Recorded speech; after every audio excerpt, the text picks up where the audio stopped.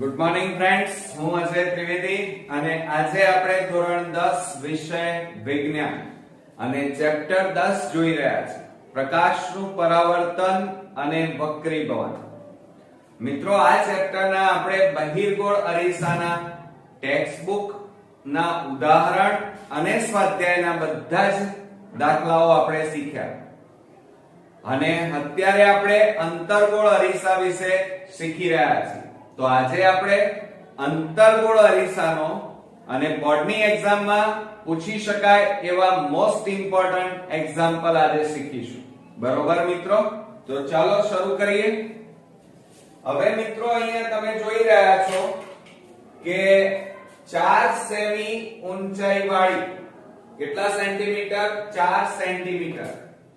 4 centimetre ઊંચાઈ વાળી વસ્તુને 12 સેન્ટીમીટર કેન્દ્ર લંબાઈ ધરાવતા, એટલે અહીંયા વસ્તુ ઊંચાઈ આપણને આપેલી છે 4 સેન્ટીમીટર અને કેન્દ્ર લંબાઈ આપણને આપેલી છે 12 સેન્ટીમીટર અને આપણી પાસે અહીંયા રકમમાં કહેવામાં આવ્યું છે અંતર્ગોળ અરીસો 18 સેન્ટીમીટર અંતરે રાખેલ છે.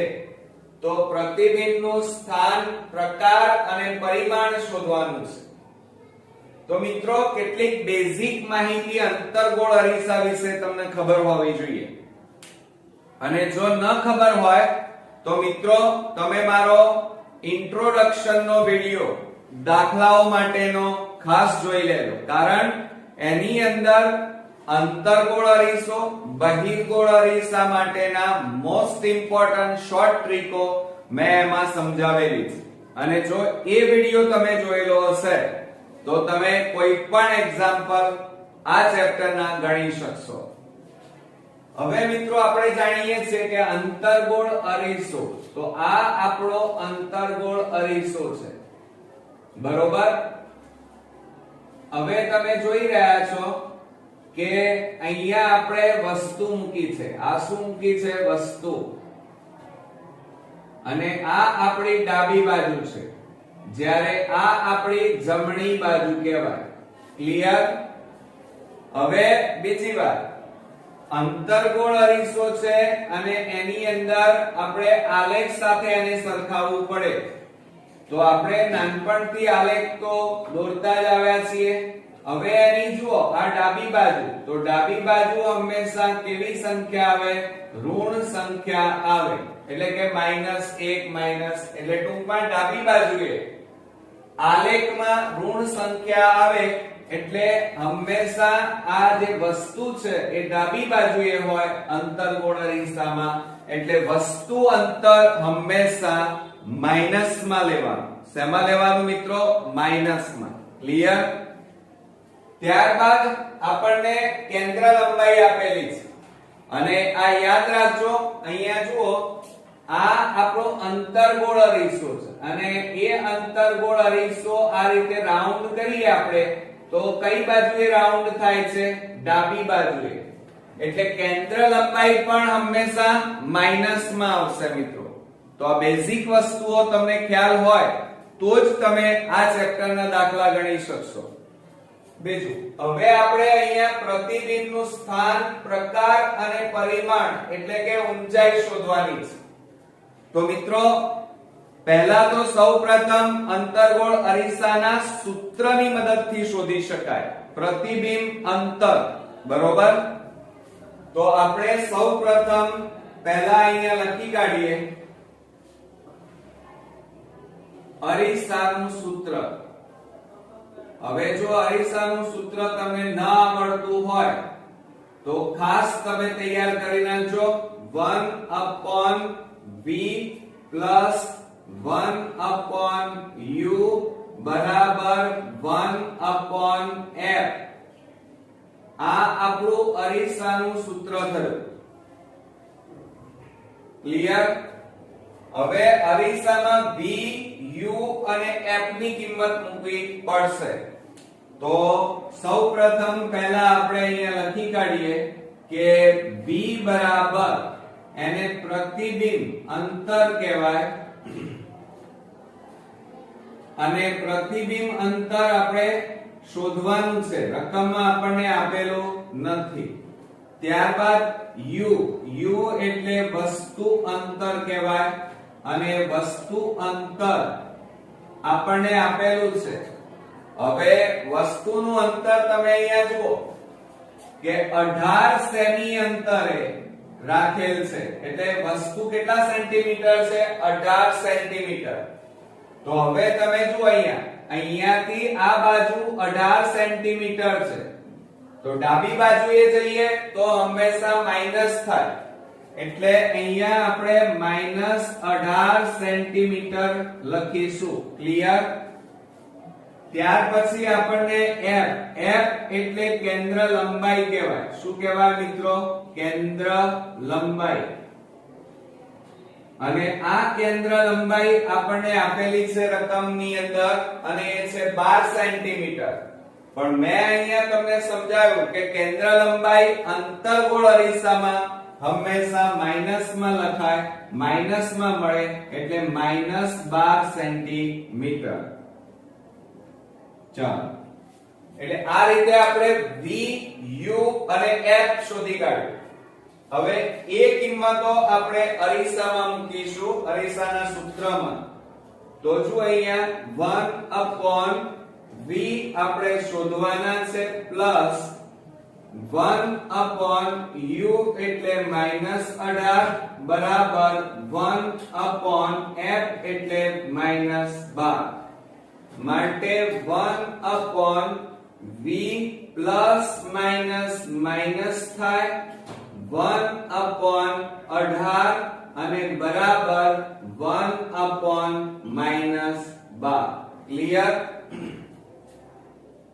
અહીંયા મિત્રો પ્લસ માઈનસ એટલે માઈનસ લખ્યા. હવે આ માઈનસ વાળા પદને બરાબરની પેલી બાજુ લઈ જાઓ તો શું લખાય?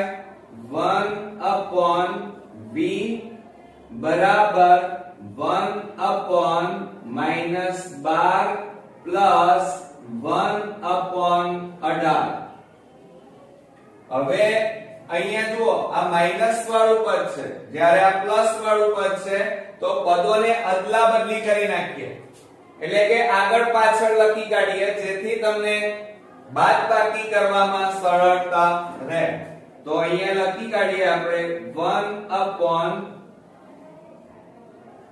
બરાબર 1/18. આ માઈનસ છે એટલે માઈનસ 1/ કેટલા આવે? 12. હવે મિત્રો 18 અને 12 નો લસા કેટલો થાય? તો 18 ના ઘડિયામાં અને 12 ના ઘડિયામાં આવતી હોય એવી સંખ્યા કઈ? તો જુઓ, 36 લસા આવે. 18 એકા 18, 18 દુ 36 અને 12 3 36 થાય. એટલે આપણે અહીંયા લસા લઈ લઈએ કે 1/v બરાબર લસા લઈએ 36. હવે બરોબર ધ્યાન આપજો કે આ 36 છે, એ 36 અહીંયા ઉપર અને અહીંયા પણ ગુણાશે. 18 દુ 36 થાય, એટલે 2 એકા 2 આવે અને 12 3 36 થાય અને 3 એકા 3. ઓકે, તો હવે આપણે શું કરી નાખીએ? જુઓ, 1/v બરાબર 3 માંથી 2 જાય તો -1 અને છેદમાં 36. હવે મિત્રો અહીંયા જુઓ, આ 36 ભાગાકારમાં છે, આ બાજુ લઈ જાઓ અને આ બાજુ, એટલે ચોકડી ગુણાકાર, ક્રોસ ગુણાકાર કરીને તો અહીંયા શું થશે? 36 એકા 36 અને બરાબર -1 ગુણ્યા v. તો આ -1 છે એટલે કેટલા થાય? 36 બરાબર -v. હવે આ માઈનસ ચિહ્નને આ બાજુ લાવી દો તો શું લખાય? માટે v બરાબર -36 થાય. અને આટલા શું કહેવાય? એને સેન્ટીમીટર. અને આ મિત્રો આપણે જે શોધી કાઢ્યું એ એક્ચ્યુઅલી v એટલે પ્રતિબિંબ અંતર કહેવાય. તો આપણે અહીંયા લખી કાઢીએ પ્રતિબિંબ અંતર. ચાલો, એટલે આ આપણો અહીંયા પહેલો ભાગ પૂરો થયો. હવે આપણે પ્રતિબિંબનું સ્થાન, પ્રકાર અને ઊંચાઈ શોધવાની છે. હવે ઊંચાઈ જ્યારે શોધવાની હોય મિત્રો, ત્યારે હંમેશા મોટવણીના સૂત્રનો ઉપયોગ કરવો પડે. હવે અહીંયા આપણે લખીએ કે મોટવણી અને એની સંજ્ઞા શું છે? m. તો આ મોટવણીના સૂત્રનો ઉપયોગ કરીશું. તો જો અહીંયા મોટવણીનું સૂત્ર થશે m બરાબર h ડેશ upon h બરાબર -v upon u. અહીંયા બરોબર ધ્યાન આપજો મિત્રો, કારણ કે આ અરીસો છે. અરીસો હોય તો અહીંયા માઈનસ આવે, પરંતુ જો અહીંયા લેન્સ હોત તો માઈનસ આવે નહીં. એટલે સૂત્રમાં બરોબર ધ્યાન આપજો. અરીસામાં કયું સૂત્ર વાપરવું અને લેન્સ હોય તો કયું સૂત્ર વાપરવું. હવે આપણે કામ કરી નાખીએ. h ડેશ અને h એટલે કે પ્રતિબિંબની ઊંચાઈ શોધવાની છે, એટલે આ સૂત્રનો ઉપયોગ કરીશું. તો એને કેવી રીતે લખાય? જુઓ અહીંયા h ડેશ upon h બરાબર -v upon u. કેમ આ સૂત્ર વાપર્યું? કારણ આપણી પાસે v, u, h આ ત્રણેય વસ્તુ રકમમાં આપેલી છે અને h ડેશ આપણે શોધવાના છે. હવે આ ચારે વસ્તુને આપણે અહીંયા દર્શાવી દઈએ. આની હવે જરૂર નથી, જરૂર પડશે એટલે પાછા ફરી દોરી દઈશું. બરોબર? હવે આપણે અહીંયા લખીએ તો સૌપ્રથમ h ડેશ એટલે પ્રતિબિંબની ઊંચાઈ થાય. પ્રતિબિંબની ઊંચાઈ, અને આ પ્રતિબિંબની ઊંચાઈ આપણે શોધવાની છે. જ્યારે h બરાબર વસ્તુ ઊંચાઈ થાય. શું થાય મિત્રો? વસ્તુ ઊંચાઈ. અને વસ્તુ ઊંચાઈ તમને રકમમાં આપેલી છે. જુઓ અહીંયા કે 4 સેમી ઊંચાઈ વાળી વસ્તુ, એટલે વસ્તુ ઊંચાઈ આપણી પાસે છે 4 સેન્ટીમીટર. ત્યારબાદ આપણી પાસે v. v એટલે શું કહેવાય? તો આપણે બધા જાણીએ છીએ. જો આ રહ્યું પ્રતિબિંબ અંતર. તો અહીંયા આપણે લખીએ પ્રતિબિંબ અંતર. અને પ્રતિબિંબ અંતર પણ આપણે શોધીને બેઠા છીએ. v બરાબર 36 -36 સેન્ટીમીટર. તો આપણે અહીંયા લખી કાઢીએ -36 સેન્ટીમીટર. ત્યારબાદ u. u બરાબર જો અહીંયા હવે u બરાબર અહીંયા જુઓ વસ્તુ અંતર કહેવાય અને માઈનસ માં છે. જો અહીંયા તો આપણે અહીંયા લખીશું u એટલે વસ્તુ અંતર, અને વસ્તુ અંતર બરાબર -18 સેન્ટીમીટર. તો આ રીતે આપણો એક ભાગ અહીંયા પૂરો થયો. હવે બધી કિંમતો આપણે આ મોટવણીના સૂત્રમાં મૂકી દઈએ એટલે આપણને પ્રતિબિંબની ઊંચાઈ મળી જાય. તો જો અહીંયા મિત્રો કિંમતો મૂકીએ તો h dash upon h. h એટલે 4 સેન્ટીમીટર બરાબર. હવે ખાસ ધ્યાન રાખજો, મોટા ભાગના સ્ટુડન્ટ્સ અહીંયા જ ભૂલ થાય છે. આ માઈનસ ચિહ્ન તો ખરું, અને v ની કિંમત જો અહીંયા -36 એટલે કૌંસમાં પાછા લખવાના -36 છેદમાં. હવે જો અહીંયા u બરાબર કેટલા લખવાના? -18.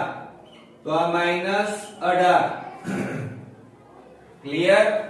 હવે શું થાય? તો h ડેશ upon 4 બરાબર આ ઉપર નીચે બંનેમાં માઈનસ છે એટલે પ્લસ થઈ જાય, પણ આ અંદર માઈનસ વધ્યા એટલે -36/18 રહે. હવે આ 4 શેમાં છે? ભાગાકાર. એને આ બાજુ લઈ જાઓ એટલે ગુણાકારમાં થાય. તો h ડેશ બરાબર -36 ગુણ્યા 4 અને ભાગ્યા 18 આવે. હવે મિત્રો અહીંયા છેદ ઉડતા હોય તો ઉડાડી દઈએ. જો અહીંયા 18 દુ 36 થાય, બરોબર. તો હવે અહીંયા બાકી કેટલા રહ્યા? તો h ડેશ બરાબર -4 ગુણ્યા 2 એટલે કેટલા આવે? 8 સેન્ટીમીટર. ચાલો, તો આ તમારું પ્રતિબિંબ ઊંચાઈ આવી ગઈ. પ્રતિબિંબની શું આવી? ઊંચાઈ. તો અહીંયા લખીએ પ્રતિબિંબ ઊંચાઈ. ક્લિયર? હવે આપણે મિત્રો આગળ વધીએ. આ પછી આપણને એમ કીધું છે સ્થાન, પ્રકાર અને કદ જણાવો. તો અહીંયા ધ્યાન આપજો બરોબર. સૌપ્રથમ પહેલું આપણે લખીએ કે પ્રતિબિંબનું સ્થાન. હવે પ્રતિબિંબનું સ્થાન આપણે જોઈએ તો પ્રતિબિંબ ક્યાં મળે મિત્રો? તો હંમેશા યાદ રાખજો, જો મારા પહેલાના વિડિયો અંતર્ગોળ અરીસાના એક્ઝામ્પલના જોયા હશે તો મેં દરેક એક્ઝામ્પલમાં સમજાવ્યું છે. જો અહીંયા આ તમારો અંતર્ગોળ અરીસો કહેવાય. ક્લિયર? આપણે ઉપર દોરીએ એટલે તમારે થોડું તકલીફ ઓછી પડે સમજવામાં. જુઓ, આ તમારો અંતર્ગોળ અરીસો. ચાલો, હવે તમે વસ્તુ અહીંયા મૂકી છે. આ રહી તમારી વસ્તુ અને આ કઈ બાજુ કહેવાય? ડાબી. હવે પ્રતિબિંબ તમને ક્યાં મળવાનું? તો ડાબી બાજુએ.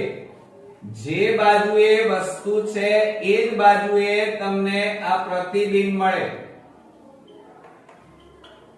બરોબર. એટલે અરીસો છે, ધ્યાન આપજો, આ અરીસો વસ્તુ જે બાજુ છે એ જ બાજુએ તમને અંતર્ગોળ અરીસામાં પ્રતિબિંબ મળે. ક્લિયર?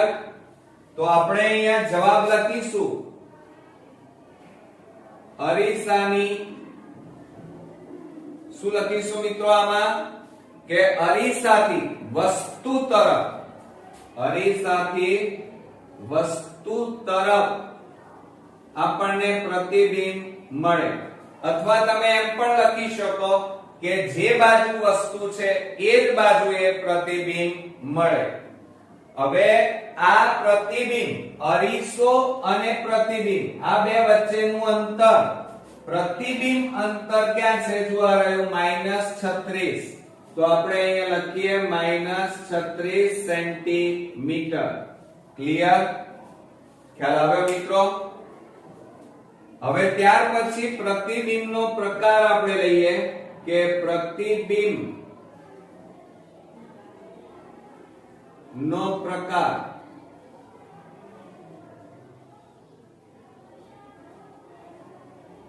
ચાલો, હવે અત્યારે તમે અંતર્ગોળ અરીસો ભણી રહ્યા છો અને અંતર્ગોળ અરીસો હોય તો એમાં પ્રતિબિંબ હંમેશા વાસ્તવિક મળે. કેવું મળે? વાસ્તવિક. પરંતુ જો બહિર્ગોળ અરીસો હોય તો એમાં પ્રતિબિંબ આભાસી મળે. યાદ રાખજો. એટલે અહીંયા મિત્રો તમારું પ્રતિબિંબ કેવું મળશે? એક તો વાસ્તવિક અને બીજું અહીંયા જુઓ તમે, તમારી વસ્તુ ઉપરની તરફ એરો છે અને પ્રતિબિંબનો એરો નીચેની તરફ છે. એટલે એનો મતલબ એ થાય કે તમારું પ્રતિબિંબ ઉલટું મળશે. કેવું મળશે? ઉલટું. જ્યારે અંતર્ગોળ અરીસો હોય તો અંતર્ગોળ અરીસામાં પ્રતિબિંબ વાસ્તવિક અને ઉલટું મળે. જ્યારે બહિર્ગોળ અરીસાની અંદર પ્રતિબિંબ આભાસી અને ચત્તુ. ચત્તુ એટલે વસ્તુ જે તરફ હોય એટલે કે સીધું મળે. કેવું હોય? વસ્તુ જેવી હોય એવું જ એનું પ્રતિબિંબ સીધું મળે. બહિર્ગોળમાં, હો ધ્યાન રાખજો, પાછું ભેળસેળ ના થઈ જાય નહીં તો ભૂલી જશો પાછા. અંતર્ગોળનું બહિર્ગોળમાં, બહિર્ગોળનું અંતર્ગોળમાં ઘૂસી જશે, એટલે ધ્યાન આપવું ખાસ જરૂરી છે. હવે ત્યાર પછી પ્રતિબિંબનું કદ એટલે કે પ્રતિબિંબનું પરિમાણ લઈએ કે પ્રતિબિંબનું પરિમાણ.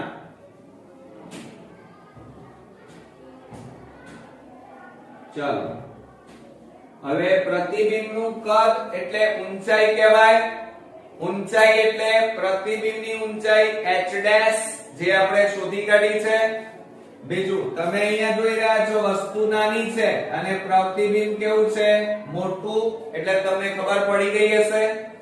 બીજું અહીંયા જુઓ વસ્તુની ઊંચાઈ રકમમાં કેટલી છે? 4 સેન્ટીમીટર, અને તમારી અહીંયા ગણતરીમાં જુઓ પ્રતિબિંબની ઊંચાઈ કેટલી આવી? 8 સેન્ટીમીટર, એટલે આના કરતા આ બમણી કહેવાય, બરોબર. એટલે અહીંયા આપણે જવાબમાં લખીશું કે વસ્તુ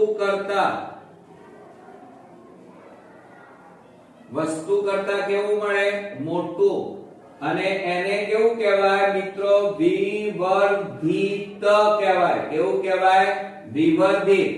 અને એમ પણ લખી શકાય 2 ગણું મળે, 2 ગણું મોટું મળે એટલે બેવડું મળે, બરોબર. પણ કેટલા સેન્ટીમીટર?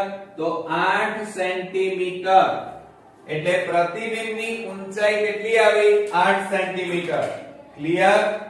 તો મિત્રો આ કેટલીક અંતર્ગોળ અરીસો અને બહિર્ગોળ અરીસા વચ્ચેનો જે તફાવત છે કે અંતર્ગોળ અરીસામાં કઈ વસ્તુ યાદ રાખવી, બહિર્ગોળ અરીસામાં કઈ વસ્તુ યાદ રાખવી, આ બધી બાબતો જો તમે યાદ રાખશો અને જેમ જેમ હું તમને એક્ઝામ્પલમાં કહેતો જાઉં એમ તમે જોડે જોડે નોટ ડાઉન પણ કરતા રહેશો તો આ બધા જ દાખલા તમને એકદમ સરળતાથી મિત્રો આવડી જશે. તો નેક્સ્ટ વિડિયોમાં પાછા આવા એક નવા દાખલા સાથે ફરી મળીએ. ત્યાં સુધી ગુડ નાઇટ મિત્રો.